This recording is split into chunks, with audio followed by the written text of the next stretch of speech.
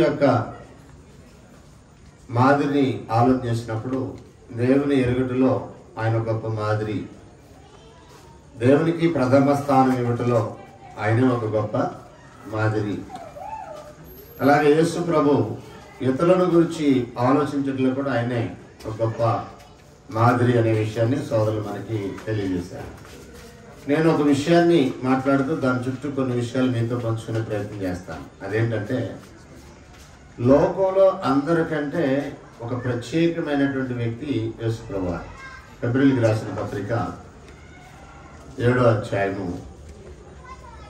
26వ వచనాన్ని చదువుదాం. మనము ఫిబ్రవరికి రాసిన పత్రిక 7వ అధ్యాయము 26వ వచనాన్ని చదువుదాం. పవిత్రుడును, జాగ్రత్తగా వినాలి. పవిత్రుడును, నిర్దోషియు, నిష్కలంకుడును, పాపులలో చేరక ప్రత్యేకముగా ఉన్నవాడు. రైట్.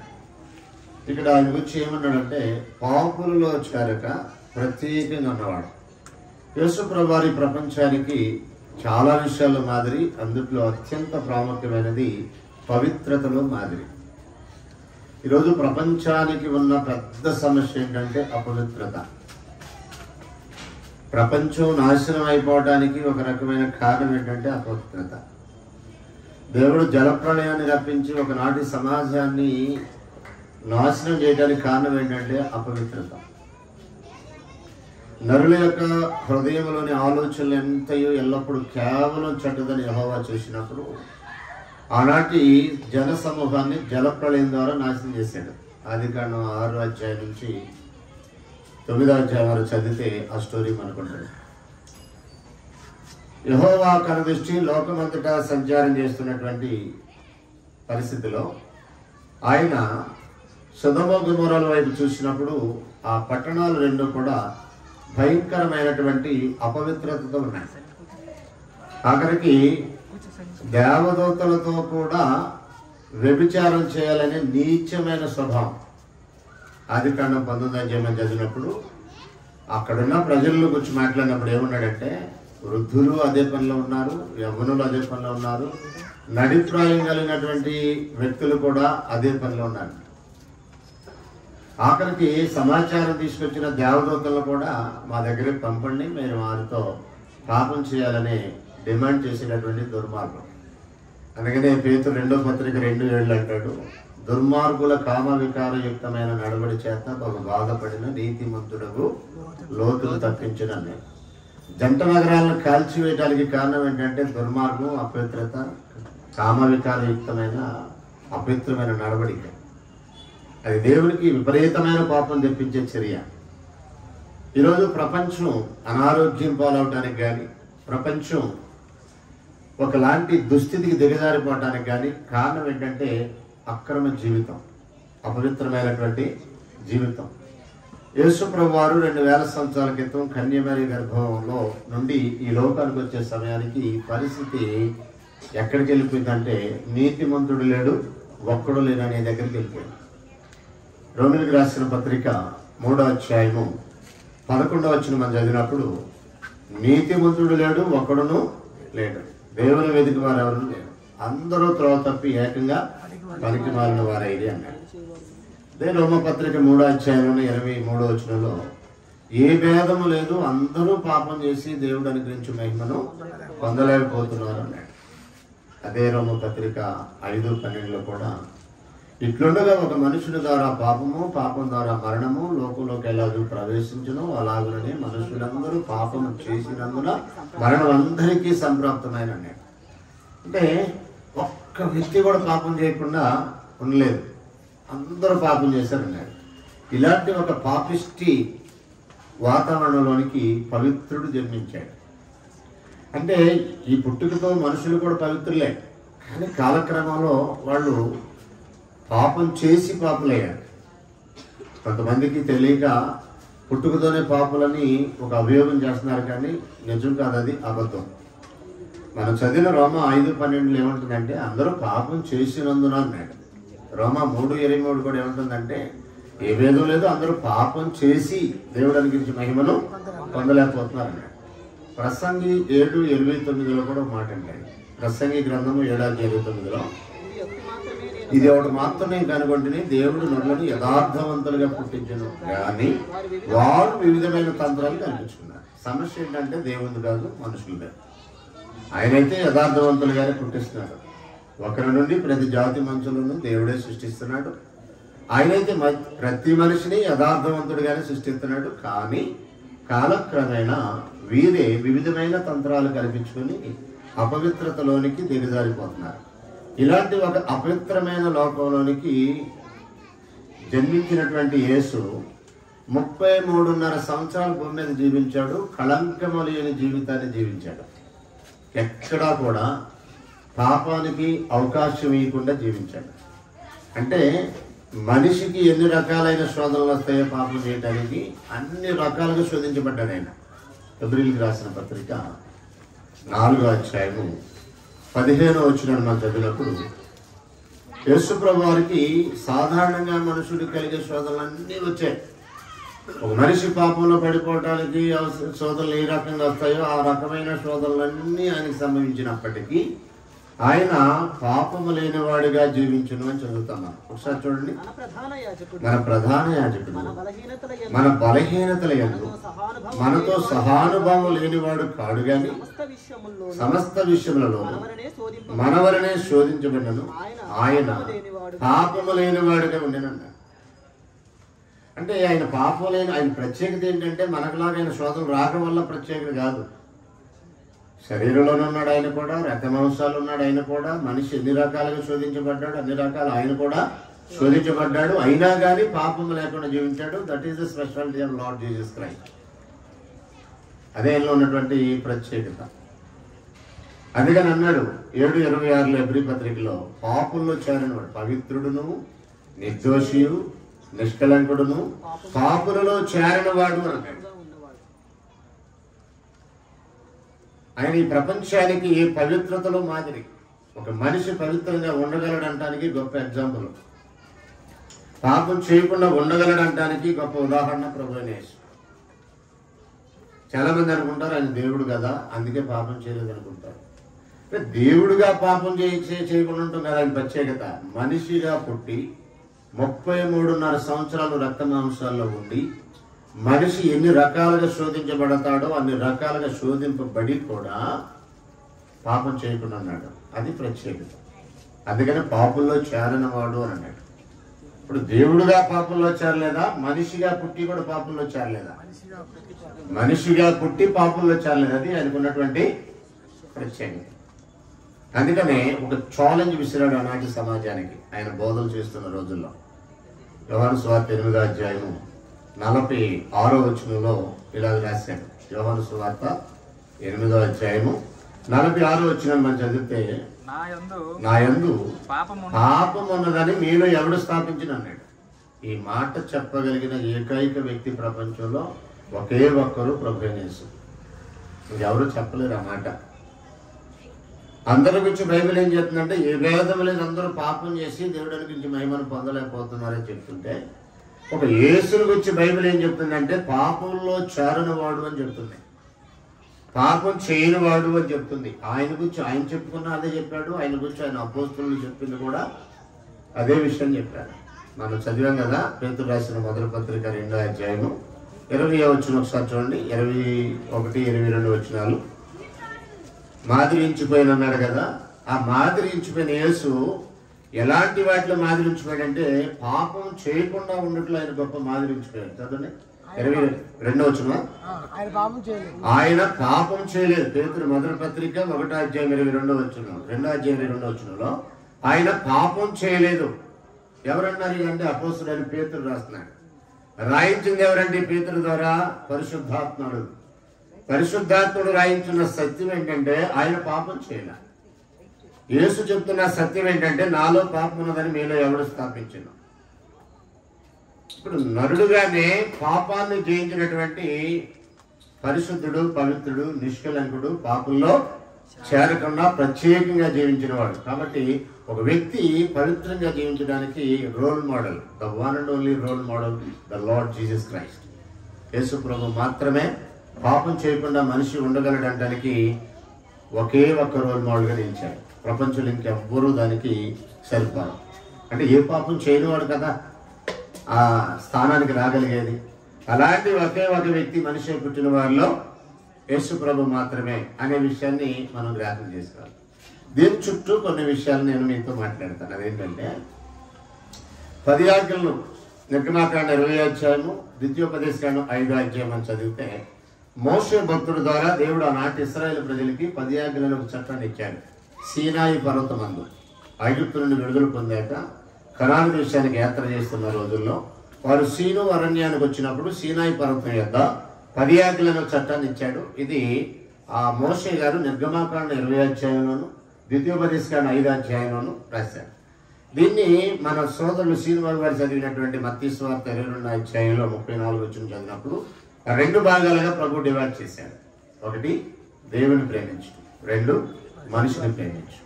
దేవుని ప్రేమించడం మొదటిది, ముఖ్యమైనది.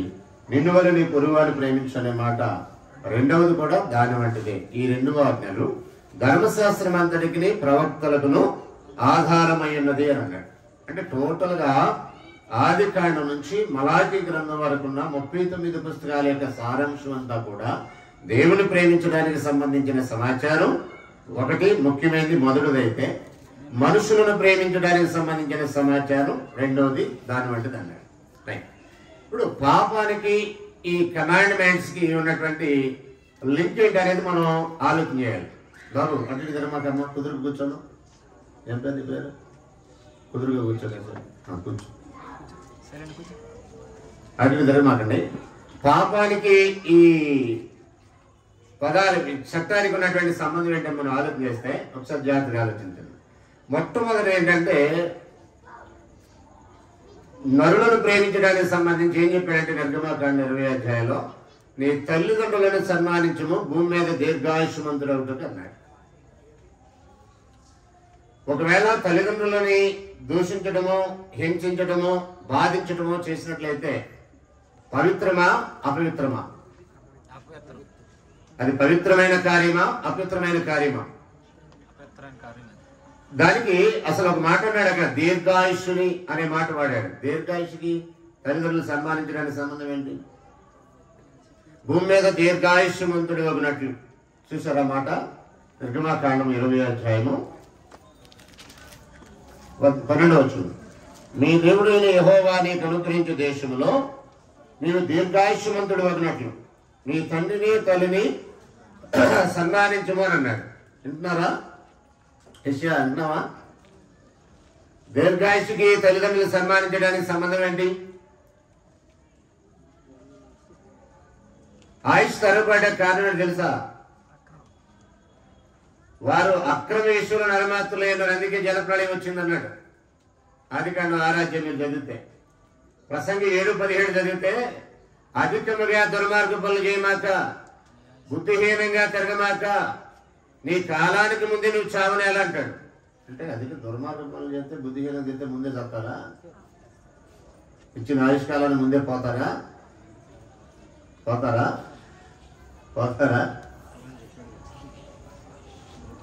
అధికంగా దుర్మార్గ పనులు చేయటం ఆయుష్ తరిగిపోతా, బుద్ధిహీనంగా తిరగడం ఆయుష్ తరిగిపోతా, తల్లిదండ్రుల్ని సన్మానించకపోవడం కూడా ఆయుష్ తరిగిపోతా.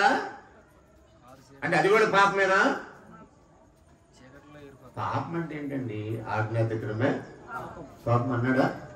వ్యవహారం 1:3-4 ఉన్నాడు. ఆజ్ఞాతిక్రమే పాపం. తల్లిదండ్రులు సన్మానించాలనే ఆజ్ఞ అయితే దానికి రివర్స్ గా చేసేవాడు పాపమే కదా. ఈ విషయాన్ని క్రైస్తవులు కూడా చెప్పాడు. మీరు ఎఫెసీ పత్రిక 6వ అధ్యాయం 1 నుంచి చదివినట్లయితే అక్కడ పిల్లలారా ప్రభువునందు మీ తల్లిదండ్రులకు విధేయులైనది, ఇది ధర్మం. ధర్మంగా బ్రతికేవాడు చేసే పని ఏంటంటే తల్లిదండ్రులు సన్మానిస్తాడు. అంటే తల్లిదండ్రులు సన్మానించట్లేదంటే అధర్మంగా బ్రతుకుతున్నాడు.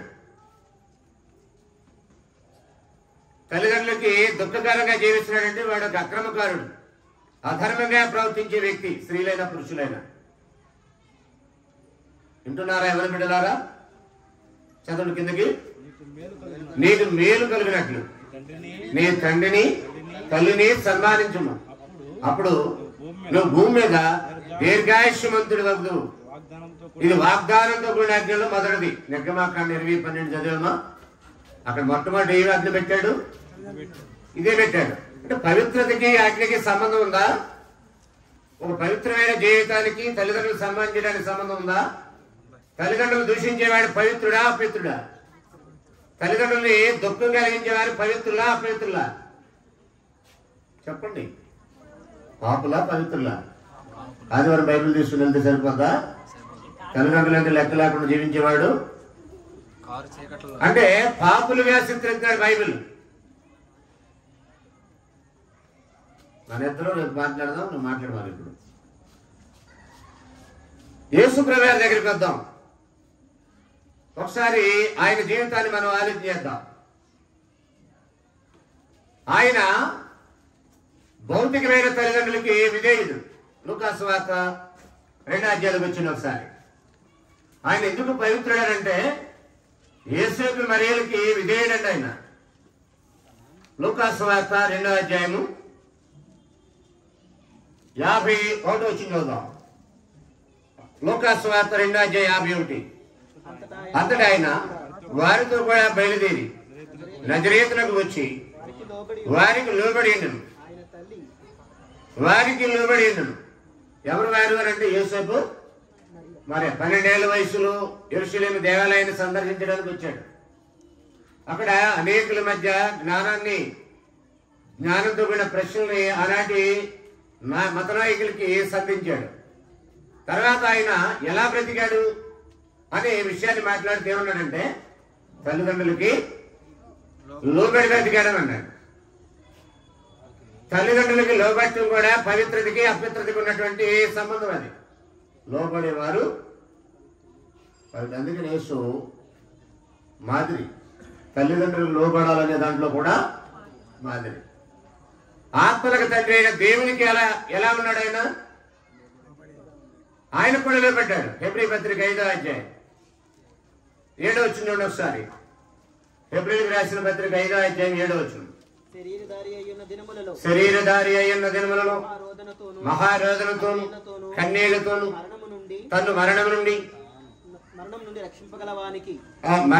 రక్షింపగలవానికి తన్ను అనేది ఎగరగొట్టావు కదా. తన్ను మరణం నుండి రక్షింపగలవానికి ఈయనెవరు?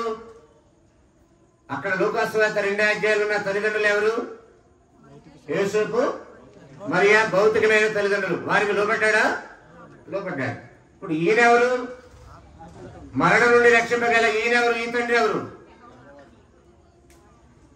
ఈయన కూడా ఆత్మలకు తండ్రి. 12వ అధ్యాయం 7వ వచనం చదివితే ఆత్మలకు తండ్రి అని రాయబడింది ఆయన గురించి హెబ్రీ పత్రికలో. అంటే భౌతికమైన తల్లిదండ్రులకి విధేయత చూపాడు, ఆత్మలకు తండ్రి అయిన దేవునికి కూడా విధేయత చూపాడు. అందుకే ఆయన పవిత్రుడు. నువ్వు దేవునికి విధేయత చూపైనా, నీ తల్లిదండ్రులకి విధేయత చూపైనా నువ్వు అపవిత్రతలో ఉన్నావు, పాపంలో ఉన్నావు. యేసు పవిత్రతల మాదిరి అనేది అనేక విషయాలని మనం తీసుకురావచ్చు. ఫస్ట్ ఆఫ్ ఆల్ నేను ఏం చెప్పారంటే తల్లిదండ్రులకి ఆయన లోబడ్డాడు. సృష్టికర్త దేవునికి ఆయన లోబడ్డాడు. ఎంతగా లోబడ్డాడంటే మరణం పొందినంతగా, అనగా శిలువ మరణం పొందినంతగా విధేయత చూపినని రాశాడు ఫిలిప్పీ పత్రిక 2వ అధ్యాయం 8-9 వచనాల్లో. ఆఖరి చనిపోయే ముందు కూడా నీ చిత్తమైతే గిన్నె నా ఎదురుని తొలగించని, అయినను నా ఇష్టం కాదు నీ చిత్తమే సిద్ధించును గాక అని అనగలిగిన పరిస్థితి.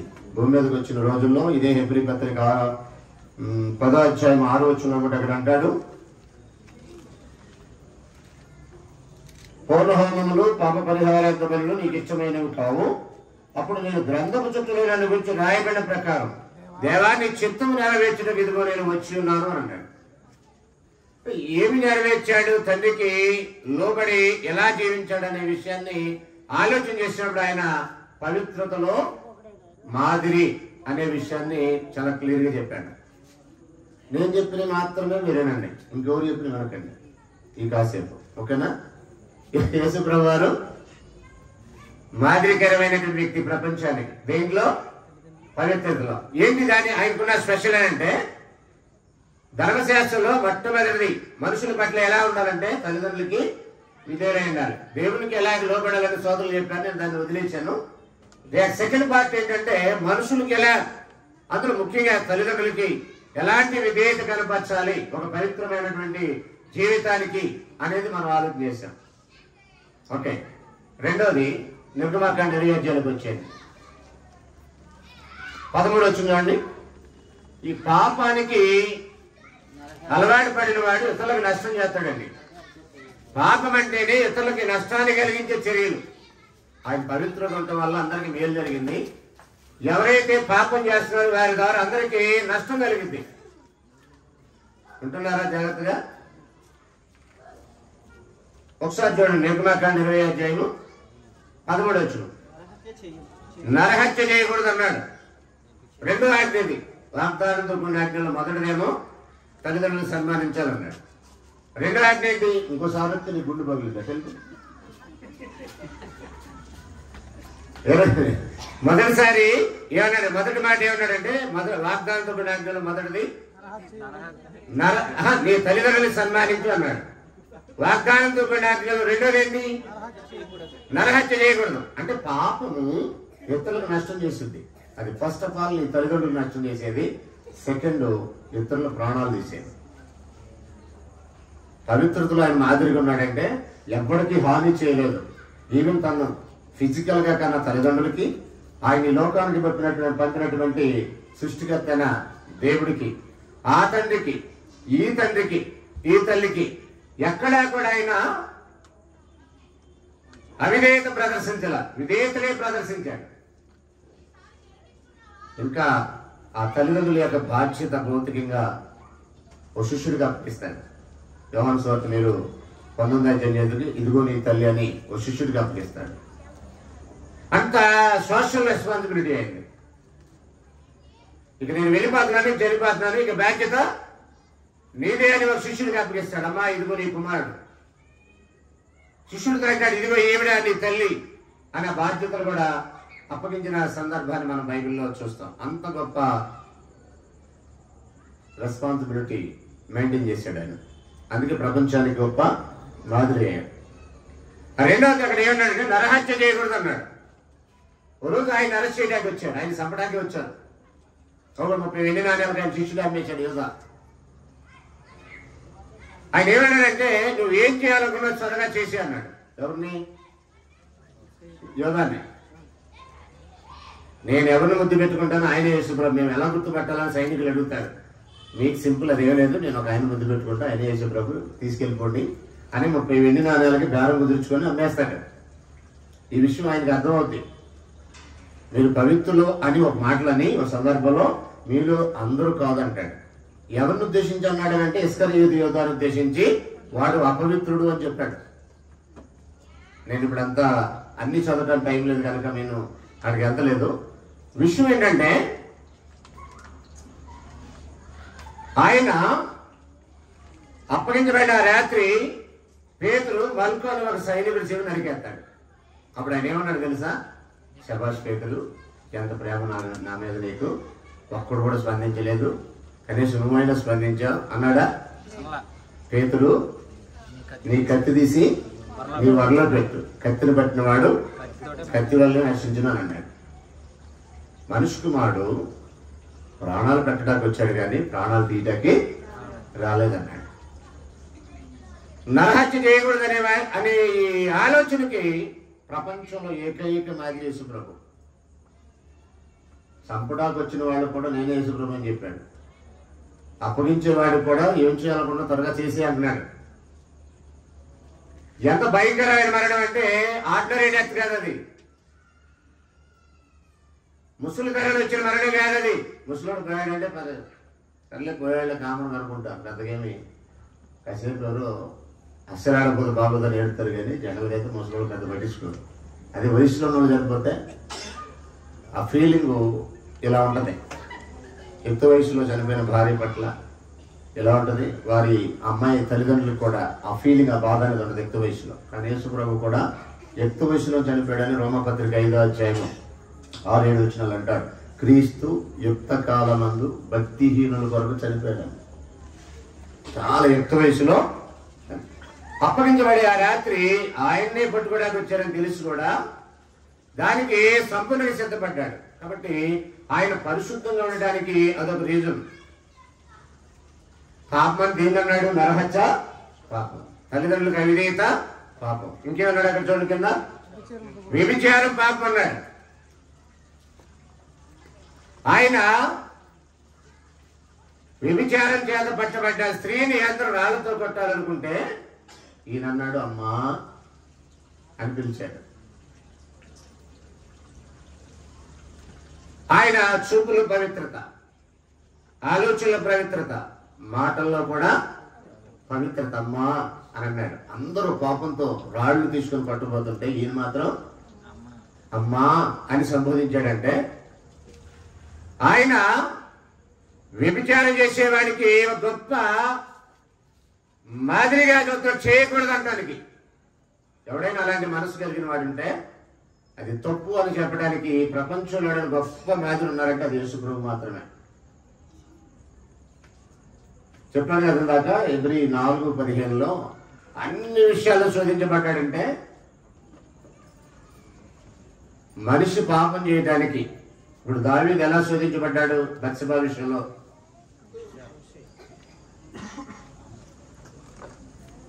సంసోను ఎలా శోధించబడ్డాడు దెలీలా విషయంలో, యోసేపు ఎలా శోధించబడ్డాడు పోతీఫర్ భార్య విషయంలో. అలాగా అన్ని విషయాల్లో యేసు ప్రభు కూడా శోధించబడ్డాడు, కానీ ఆయన పాపము చేయలేదు. అందుకే ఆయన పవిత్రుడు, దాంట్లో ఆయన మాదిరి. తర్వాత ఏమన్నాడు చూడండి, దొంగిలించకూడదని అన్నాడు. ఆయన ఎంటైర్ లైఫ్ లో వాడు దొంగ తెలిసి కూడా వాడికి బాధ్యతలు అప్పగించాడు ఇస్కరియోతు యోధాకి. మార్గానికి అవకాశాలు కల్పించాడు. తెలుసు మీలో అక్కడ నన్ను అప్పగించబోతున్నాడు అని అన్నాడు. నేనా నేనా నేనా నేనా అందరూ వచ్చిన తర్వాత ఇస్కరియోతు యోధా దగ్గరికి వచ్చి నేనా ప్రభు అంటాడు.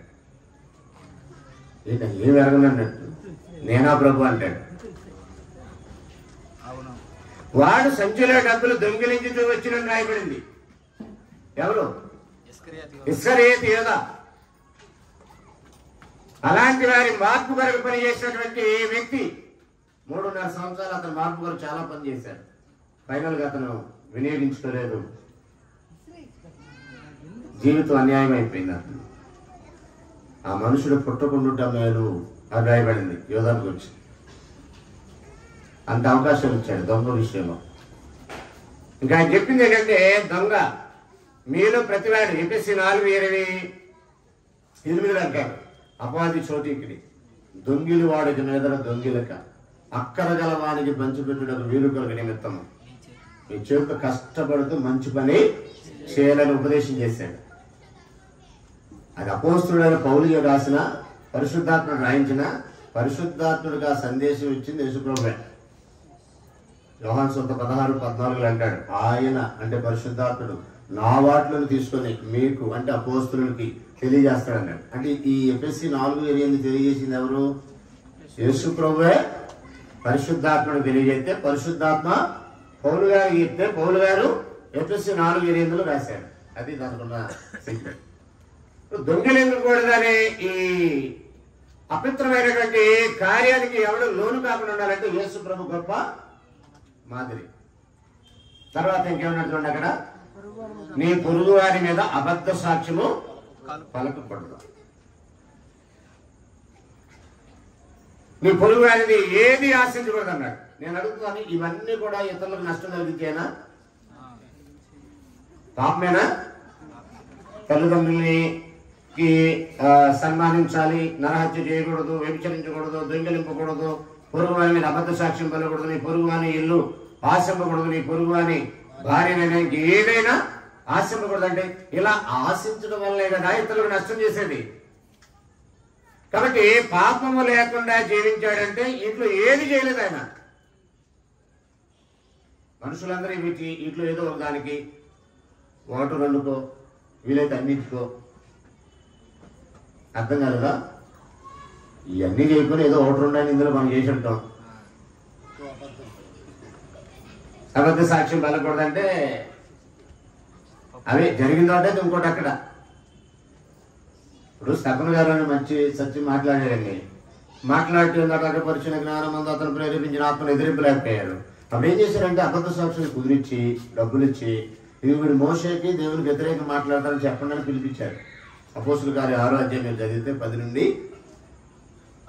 ఒకప్పుడు నాబోతును ఒకరిని చంపడానికి అబద్ధ సాక్షులు పెట్టింది యెజబెల్. రాజుల మొదలుగా 20వ అధ్యాయం మీరు చదివితే అక్కడ ఉంటుంది.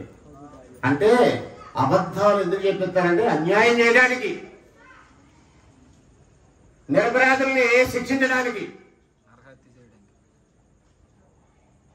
నష్టం కలిగించడానికి, చంపడానికి. అలా అబద్ధాలు చెప్పి తప్పన రాళ్ళతో కొట్టి చంపారు. అలా అబద్ధాలు చెప్పి నాబోతును రాళ్ళతో కొట్టి చంపేశారు. కానీ యేసు యొక్క ఎంటైర్ లైఫ్ లో వీటిలో దేనికి లోనవలేదు. అందుకే ఆయన పవిత్రుడు. మన జీవితంలో కూడా ఎక్కడా కూడా మనం ఈ పాపానికి వీటిలో దేనికి లోను కాకుండా ఉండాలంటే యేసుని మాదిరిగా పెట్టుకోవాలి. చివరిగా మాట చదివి ముగిస్తాం చూడండి. హెబ్రీయులకు రాసిన పత్రిక 12వ అధ్యాయం మొదటి వచనం చూడండి. హెబ్రీయులకు రాసిన పత్రిక 12వ అధ్యాయం మొదటి వచనం చూడండి. ఎంత గొప్ప సాక్షి సమూహము మేఘము వలె మనలను ఆవరించి ఉన్నందున మనము కూడా ప్రతి భారమును సులువుగా చిక్కులు పెట్టు పాపమును, జాగ్రత్తగా మాట అండర్లైన్ చేయాలి, ప్రతి భారమును సులువుగా చిక్కులు పెట్టు పాపమును విడిచిపెట్టి, అక్కడ అన్నాడు విశ్వాసమున కర్త అంటే విశ్వాసులనే సైన్యానికి సేనాధిపతి అని రాసి ఉన్నాడు కింద.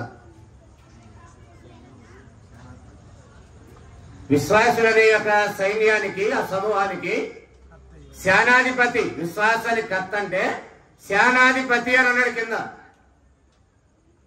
సేనాధిపతి సైన్యం అంతా కూడా అనుసరించాలి, అతని యొక్క అండర్లో వర్క్ చేయాలి. ఒక ఆర్మీలో మేజర్ యొక్క అండర్లో కొంతమంది సోల్జర్స్ ఎలాగైతే ఇన్స్ట్రక్షన్స్ ని ఫాలో అవుతూ డ్యూటీ చేస్తారో, అలాగే క్రైస్తవ జీవితం ప్రారంభించిన స్త్రీ పురుషులందరూ కూడా సేనాధిపతి అయినటువంటి యేసు వారిని, ఆయన యొక్క ఇన్స్ట్రక్షన్స్ ని, ఆయన సలహాలు సూచనలు, ఆయన జీవితం, ఆయన బోధలు, ఆయన ఆలోచనలు, ఆయన యొక్క ఉద్దేశాలు అనుగుణంగా ఆయన అడుగుజాడల్లో నడిచినట్లయితే ఈజీగా మనం కూడా పవిత్రతని కాపాడుకోగలుగుతాం. చదువు ఒకసారి చూడండి. అక్కడ ఏమన్నాడు? విశ్వాసమును కర్తయు దానిని కొనసాగించువాడునైనా యేసు వైపు చూచుచు మన ఎదుట ఉంచబడిన పందెములో ఓపికతో పరిగెత్తుదు అన్నాడు. ఆయన తన ఎదుట ఉంచబడిన ఆనందము కొరకై అవమానాన్ని నిర్లక్ష్య పెట్టాడు, సిలువని సహించాడు. అంటే అవమానాన్ని సహించి సిలువని భరించి దేవుని యొక్క సింహాసనం మీద ఆశీనుడు ఎంత గొప్పగా హెచ్చించబడ్డాడని చెప్తున్నాడు. ఇప్పుడు మన విశ్వాసానికి ఆయనే మాదిరి అయితే, ఆయన వైపే చూసినట్లయితే ఖచ్చితంగా మనం నిలబడతాం, పడిపోయిన మళ్ళా లేస్తాం. ఎవరో ఒక వ్యక్తిని చూసామనుకో, ఆ వ్యక్తిని చూసినప్పుడు ఏమవుతుందంటే ఆ వ్యక్తి పడిపోయినప్పుడు మనం కూడా పడిపోతాం. కాబట్టి ప్రపంచానికి పవిత్రతలో ఏకైక మాదిరి ప్రభు అయిన యేసు.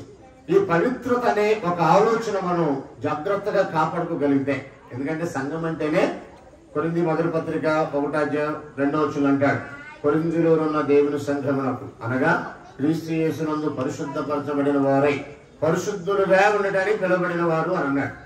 సంఘం అంటేనే పరిశుద్ధులుగా ఉండటానికి పిలువబడిన వారు.